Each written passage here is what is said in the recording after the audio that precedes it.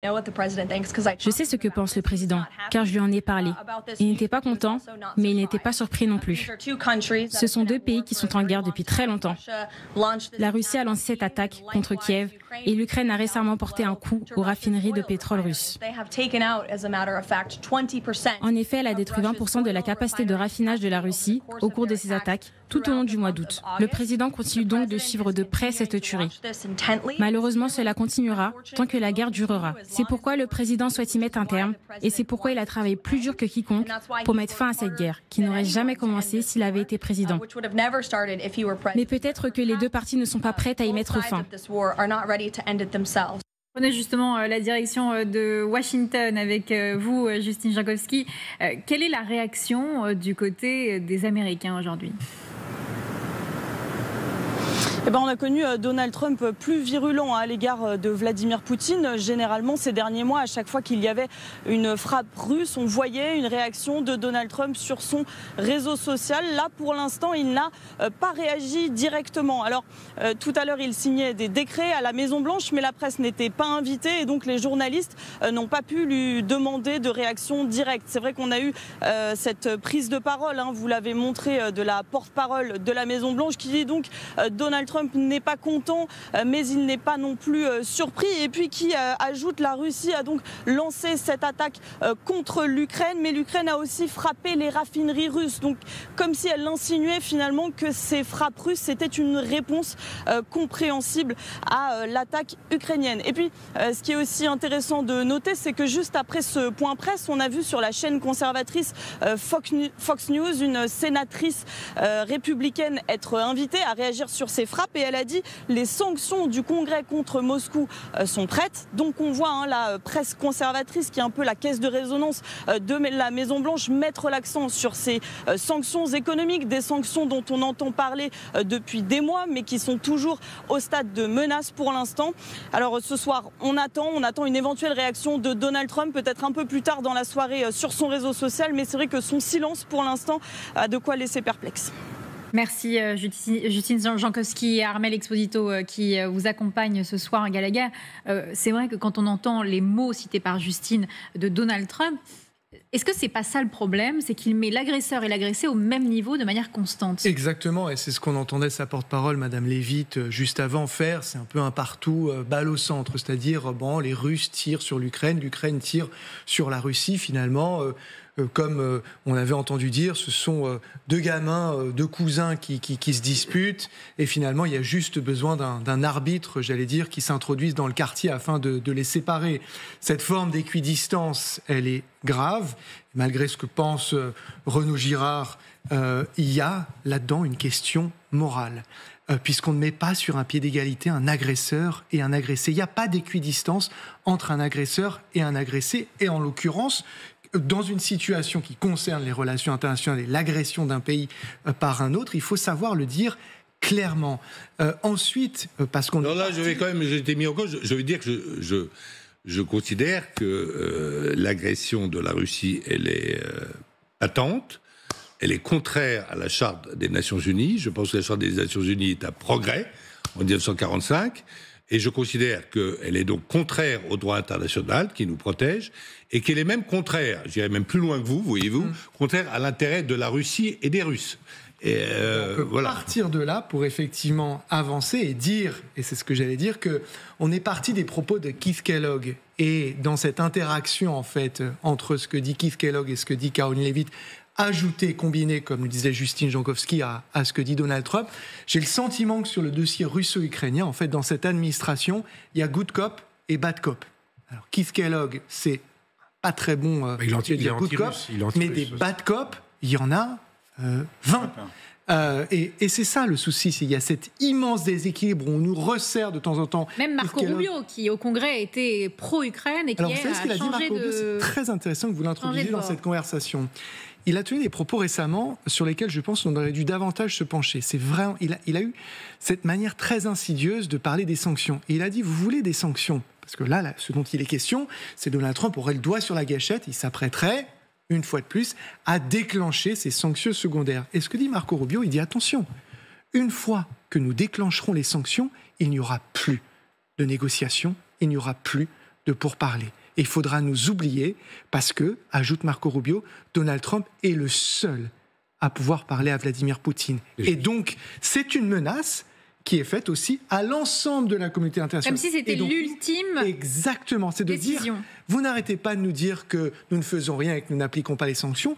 Comprenez bien, vous, Européens, que si nous déclenchons ces sanctions, ce sera une porte qui se refermera et définitivement sur des négociations. Surtout que j'aimerais... C'est Marco Rubio qui le dit. Oui, mais sauf qu'on a le sentiment que ces négociations ne sont pas préparées. Et quand vous disiez, il y a les good cop et les bad cop, il y a aussi des non-cop. C'est-à-dire qu'une administration au département d'État, à la Maison-Blanche, qui a été largement purgée de tous ces experts, de tous ces éléments les plus experts et les connaisseurs de la Russie et du conflit, et qu'on a le sentiment que Trump, d'abord, se désintéresse et fondamentalement se désintéresse de ce conflit, voudrait que ce soit réglé en tirant des traits et des frontières et qu'on n'en parle plus. Comme vous dites, au fond, il est profondément attiré, fasciné par l'argumentaire russe, et que pour lui, l'agresseur, il n'a quand même jamais dit que l'Ukraine avait été agressée. Il a parfois un peu modulé son discours quand il avait parlé à des Européens après, puisque c'est le dernier qui parle, qui influence Donald Trump et qui change un peu son discours en fonction de qui lui a parlé en dernier. Mais il a quand même toujours pris le parti de Vladimir Poutine, et donc il est à la fois enclin à aller dans le sens de Vladimir Poutine, enclin à faire la paix, enclin à faire du business. Et avec en plus, on a le sentiment qu'il est quand même dans une méconnaissance totale des dossiers, de la complexité de la chose, et qu'il n'a pas d'experts auprès de lui et de conseillers suffisamment ferrés pour l'aiguiller. Surtout quand on regarde, vous allez voir ce graphique assez étonnant, on voit l'explosion des frappes sur l'Ukraine depuis les appels entre Donald Trump et Vladimir Poutine. C'est clairement lié. C'est clairement lié. On l'a su, on l'a vu. À chaque fois quand Poutine appelait Trump ou quand Trump appelait Poutine, il y avait une augmentation de frappes. Je crois que c'est tout le temps Trump qui appelle Poutine. Pardon. Et en plus, je crois que c'est tout le temps Trump qui appelle Poutine. Il y a autre chose aussi, c'est que en fait Trump, vous savez, il y a 2 ans et pendant toute la campagne présidentielle de l'année dernière, il disait j'ai un plan A. En fait, c'est très facile. Il me faut 24 heures pour régler le problème. Je décroche mon téléphone, j'appelle les deux. Je demande à Zelensky de s'arrêter. Si jamais il refuse de s'arrêter, je lui coupe toutes les vivres, je lui coupe toute l'aide et il sera obligé de le faire. Si Poutine, de son côté, refuse de se mettre dans les pourparlers, je fais la pression sur lui et j'ai le plan B. Je donne autant d'armes que l'Ukraine n'a jamais eu. Vous avez entendu parler de ça une seule fois cette année ? Il a oublié ça. Ça n'existe plus. Ça n'existe plus. Vous savez qu'il ne peut pas le justifier à son électorat américain. C'est impossible, Sergueï Girnov. C'est-à-dire que vous avez des Américains qui ont voté pour que l'aide à l'international s'arrête. Mais il y a un changement maintenant dans l'opinion publique. En fait, on a vu que ça a augmenté de 20% au mois de mars. Les Américains qui considéraient que les États-Unis devaient aider l'Ukraine. Maintenant, on est passé à 55-60%. En fait, ils ne veulent pas qu'il y ait des troupes au sol, mais les Américains ne sont pas contre l'idée qu'il faille aider l'Ukraine. Et puis même les médias américains aussi ont publié beaucoup d'articles pour expliquer à Donald Trump qu'il fallait mettre la pression sur l'agresseur. Justement, et avec un éditorial. C'était même dans l'intérêt des Américains, des États-Unis, de faire en sorte que la Russie perde cette guerre. Je voulais juste souligner quelque chose. À mon avis, la solution, en fait, c'est-à-dire les solutions ne viendront ni de Moscou ni de Washington, en fait, parce que si l'Europe, s'il n'y avait pas eu le sursaut et cette délégation ukrainienne-européenne qui est arrivée 2 jours après le sommet en Alaska à Washington, recadrer quand même la teneur des discussions entre Poutine et Trump, eux, ils auraient déjà signé un pacte Yalta-Bis et ils auraient déjà dessiné, si on les avait laissés faire, en fait. Donc moi, je pense que c'est en Europe qu'on doit vraiment... c'est un électrochoc quand même de comprendre que la défense européenne ne peut pas dépendre maintenant que de la bonne volonté de Washington et de renforcer la base, la BITD, donc l'industrie de défense et tout, pour éloigner cette menace, en fait. Même si ils n'attaquent pas aujourd'hui la France, mais qu'ils puissent comprendre qu'ils ne peuvent pas faire la loi sur le continent européen. Surtout qu'on a l'impression que Donald Trump lui-même ne comprend pas. Écoutez ce qu'il a dit cette semaine. Avez-vous parlé à Poutine depuis lundi dernier ? Oui, je lui ai parlé. De quoi avez-vous discuté ? Toutes mes conversations avec lui sont bonnes, mais malheureusement, après, une bombe est larguée sur Kiev ou ailleurs, et cela me met très en colère.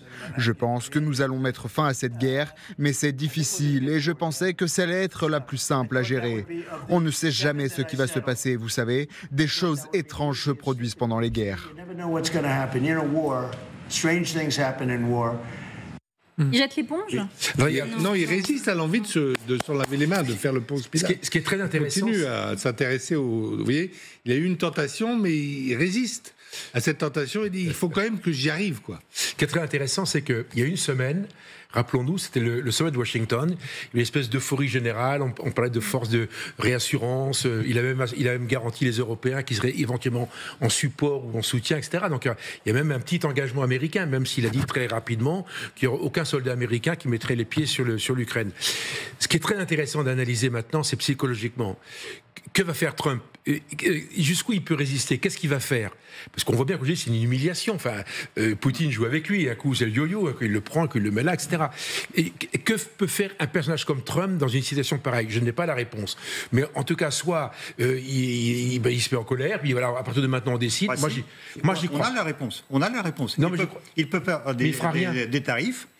Il les a appliqués. Il y a plusieurs pays. Mais au moment où Exxon signe avec Rosneft un contrat de 4 milliards pour réanimer Sakhalin, etc., ils vont pas lâcher ça comme ça. Ils font du business. Donc le problème, le truc, il y a une espèce de piège à rats qui s'appelle l'Ukraine. Ils vont pas mettre le pied. Moi, mais Trump, je parle de Trump.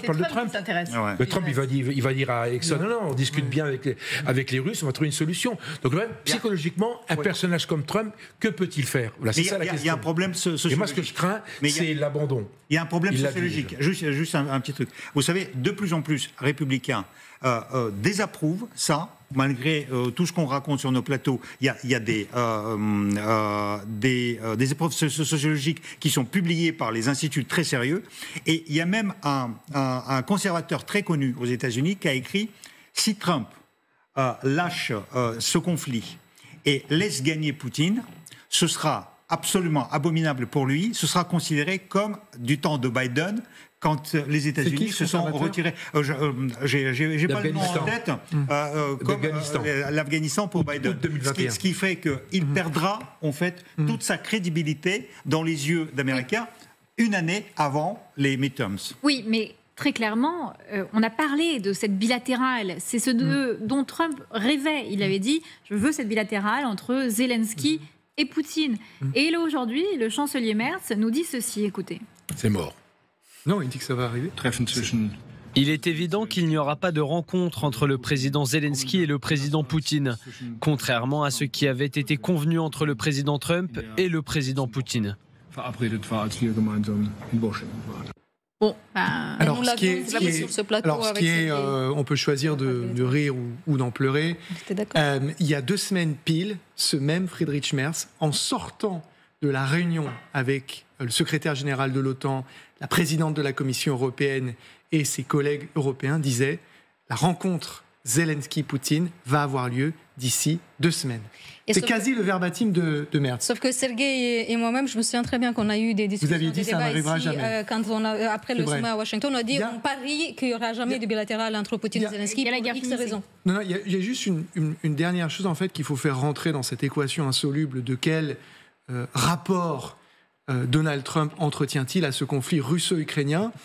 Ce qu'on fait dans cette émission, et c'est tout à fait normal, on prend des extraits de la conférence de presse, à la fois de Caroline Leavitt, la porte-parole de la Maison-Blanche, mais aussi de celles, et Dieu sait si elles sont nombreuses, que donne Donald Trump dans son bureau. Et donc on prend des extraits de 15-20 secondes. Et j'ai noté, me semble-t-il, que Donald Trump fait souvent une utilisation des sujets de politique étrangère pour occuper de la surface médiatique afin d'écarter des sujets de politique intérieure sur lesquels il est très mal à l'aise.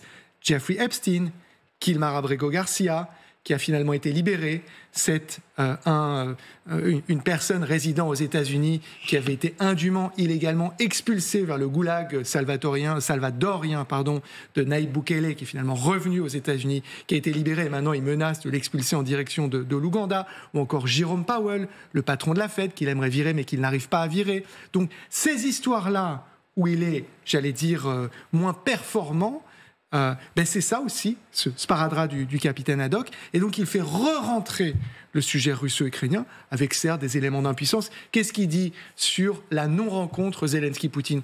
Il dit, vous savez, ces deux-là, ils sont comme l'huile et le vinaigre, ils veulent pas s'entendre, qu'est-ce que vous voulez que j'y fasse? Après, ils me demandent d'en faire partie, écoutez, peut-être que j'en ferai partie, et puis il noie cela, mais il s'en sert aussi, donc c'est délayé afin d'accorder moins de temps à d'autres sujets.